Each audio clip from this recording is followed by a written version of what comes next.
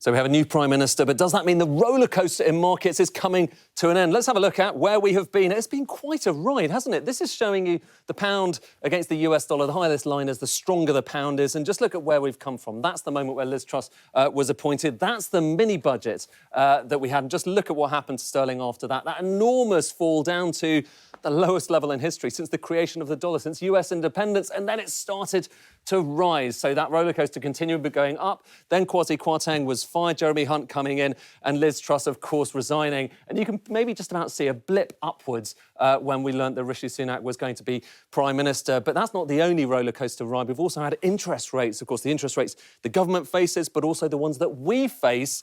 They've been changing a lot as well. This shows you expectations for where Bank of England interest rates, which obviously feeds into our mortgages, is heading in the next few years. So we're looking out into the future here. And just look, may seem extraordinary, but back in February, it was going to be very low indeed. But then those expectations increased. So in August, going up, up, up.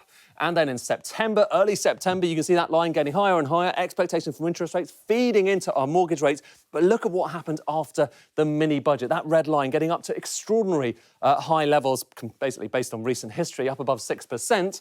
But since then, look, things have started to improve, certainly if you've got a mortgage down to around kind of 5% next year, and who knows where that goes in the future, still higher than it was before. So that certainly has calmed down. And the expectation is it might well continue to calm down, but there's a lot of work left for Jeremy Hunt and indeed Rishi Sunak to do in future. Filling in the black hole in the public finances is one thing they said they want to do. Now, at the moment, many people think it's around £70 billion of spending cuts, tax rises you might well need. And we've had some of it already, haven't we, from Jeremy Hunt, where he kind of undid lots of parts of the mini-budget. That raised about £32 billion, but there's still about £38 billion left to fill. So how will they get that? Will that be spending cuts? Will it be something else?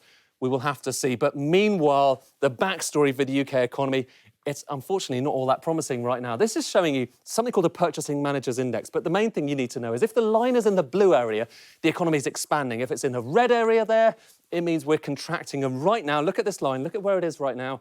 It's in contraction territory, suggesting that even as this Prime Minister begins his time in Downing Street, the UK economy could already be in recession.